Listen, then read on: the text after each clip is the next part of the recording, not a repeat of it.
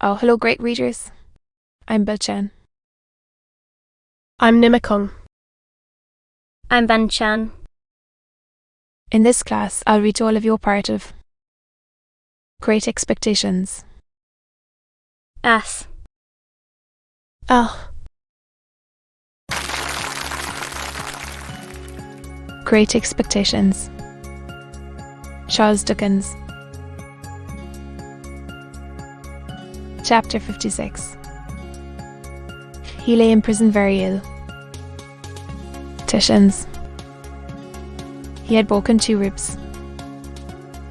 They had wounded one of his lungs, and he breathed with great pain and difficulty, which increased daily.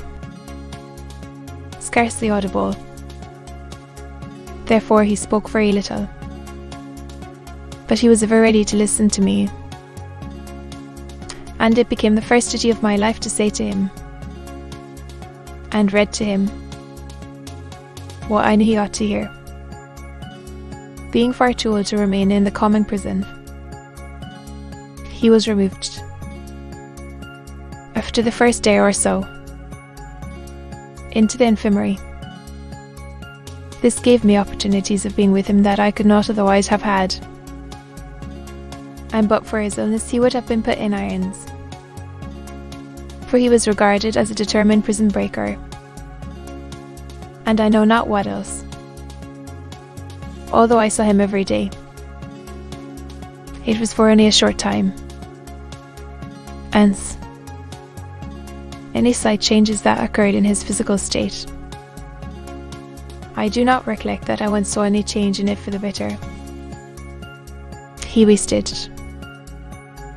and became slowly weaker and worse, day by day.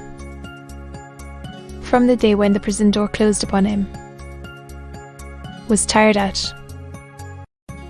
I sometimes derived an impression, from his manner or from a whispered word or two which escaped him, better circumstances, but he never justified himself by a hint tending that way, or tried to bend the past out of its eternal shape. It happened on 2 or 3 occasions in my prisons. A hand on him. A smile crossed his face then, and he turned his eyes on me with a trustful look, as if he were confident that I had seen some small redeeming touch in him, even so long ago as when I was a little child. As to all the rest, he was humble and contrite, and I never knew him complain. When the sessions came round, Mr. Following sessions, it was obviously made with the assurance that he could not live so long, and was refused. The trial came on at once, and then, when he was put to the bar, he was seated in a chair.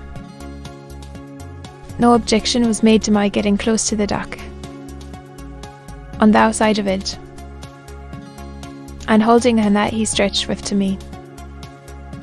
The trial was very short and very clear. Abbots, and had thriven lawfully and reputably, but nothing could unsay the fact that he had returned, and was there in presence of the judge and jury. It was impossible to try him for that, and do otherwise than find him guilty. At that time, vote a concluding day to the passing of sentences, and to make a finishing effect with the sentence of death.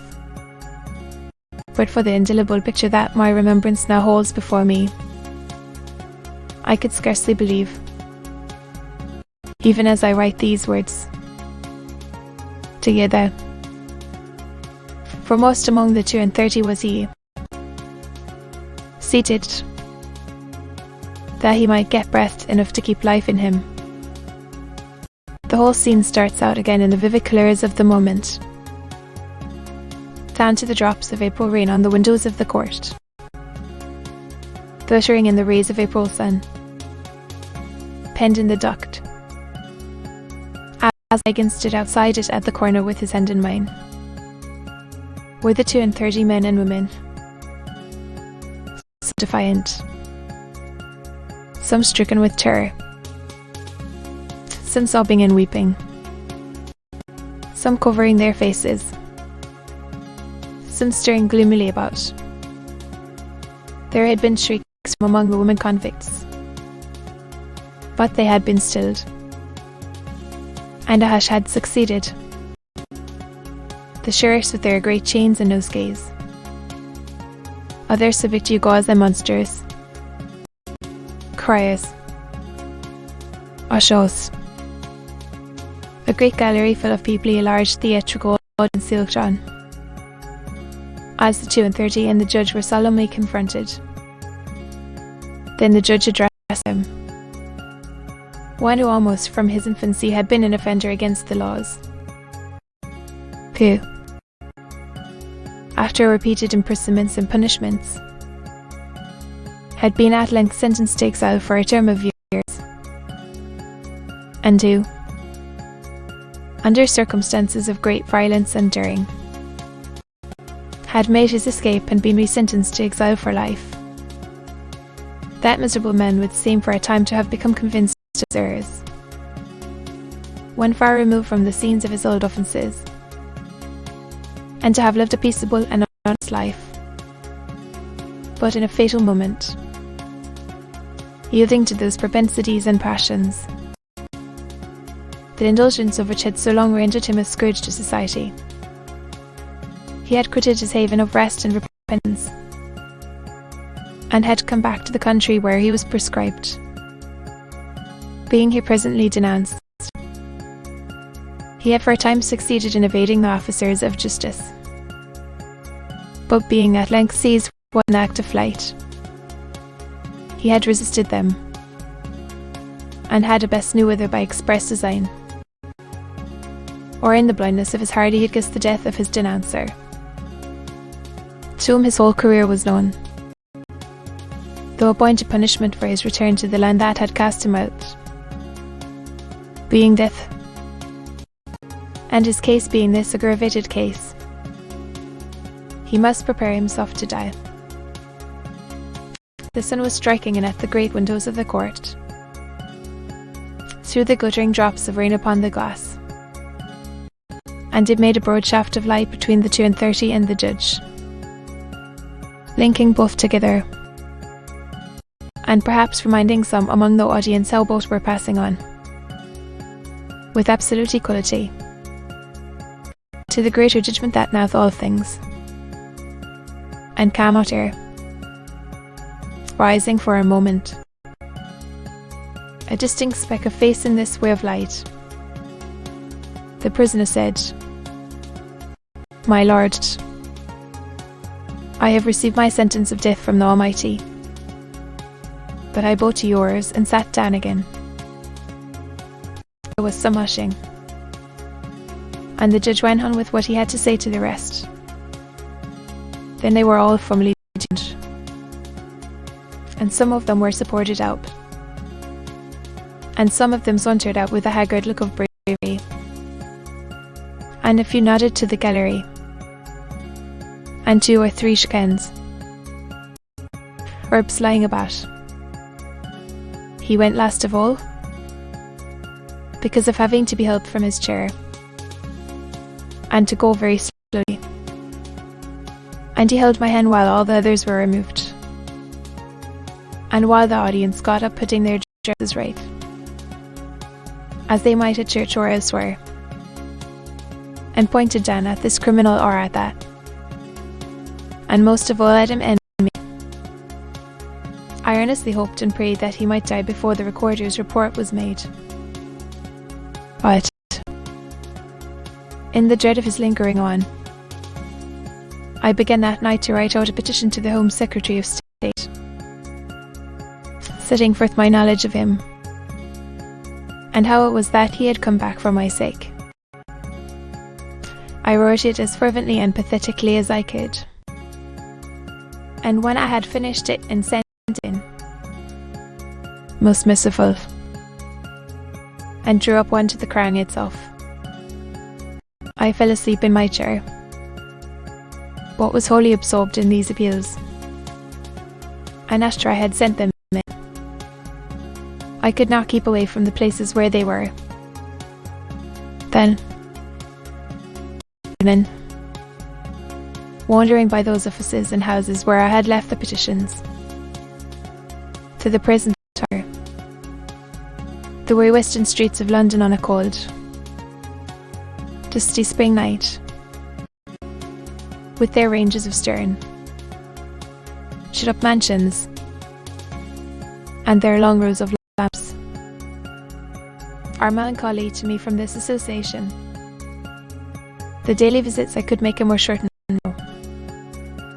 and he was more strictly kept, saying, or offending, that I was suspected of an intention of carrying poison to him. I asked to be searched before I sat down at his bedside, and told the officer, who was always there, my designs. Nobody was hard with him or with me. There was duty to be done, and it was done, but not harshly. The officer always gave me the assurance that he was worse, and some other sick prisoners in the room, and some other prisoners who attended on them as sick nurses, malefactors, but not incapable of kindness. God be thanked, always joined in the same report. As the days went on, I noticed more and more that he would lie placidly looking at the white ceiling for an instant, and then it would subside again. Sometimes he was almost or quite unable to speak. Then he would answer me with slight pressures on my hand, and I grew to understand his meaning very well. The number of the days had risen to 10, when I saw a greater change in him than I had seen yet. His eyes were turned towards the door, and lighted up as I entered. "The way," he said, as I sat down by his bed. I thought she was late.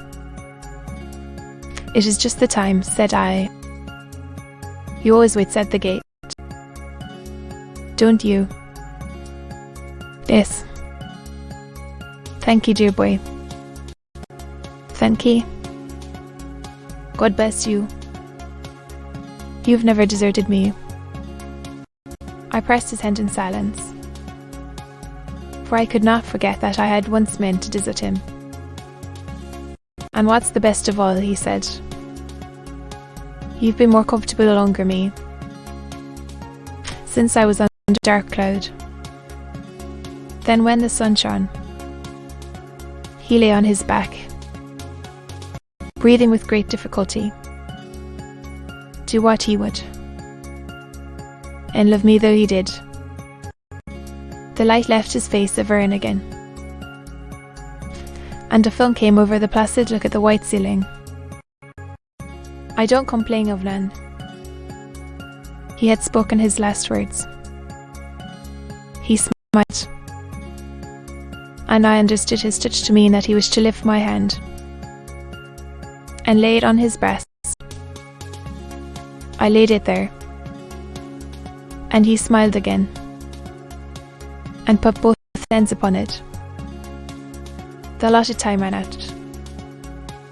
While we were thus, but, looking round, I found the governor of the prison standing near me, and he whispered, "You needn't go yet."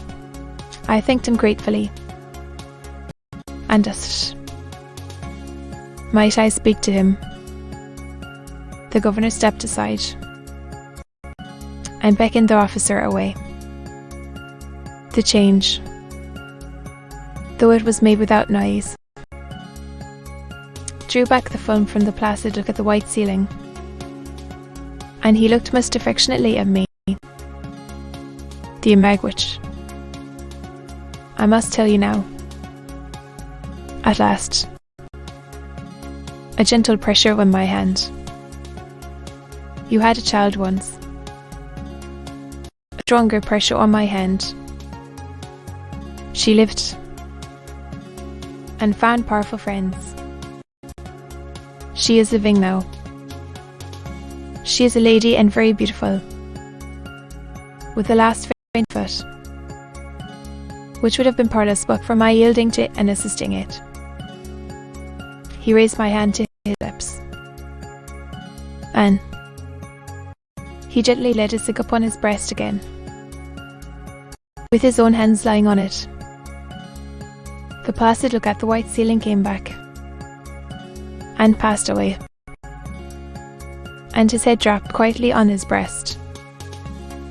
Mindful then of what we had read together, I thought of the two men who went up into the temple to pray, and I knew there were no better words that I could say beside his bed than, "O Lord." To be continued.